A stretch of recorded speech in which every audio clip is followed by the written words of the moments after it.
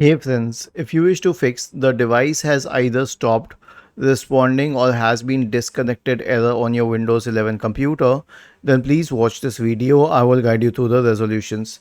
So the first solution is to restart the device, okay? And by device, I do not mean your computer. I mean the device which is connected. For example, if it's a printer, scanner, camera, simply restart that device. And if that doesn't work, then remove the USB cable and then reconnect it. Okay. So this is the case. One more thing I suggest is to update the drivers. Right click on the start button, select settings from the menu, go to the Windows Update tab on the list on the left hand side, select advanced options, select optional updates and install any optional update that is available. Return to the Windows Update page and click on check for updates. Was this helpful? If yes, then please subscribe to the channel. If not, then let us know in the comment section of the video on how we could help you further. Thank you for watching this video and have a nice day.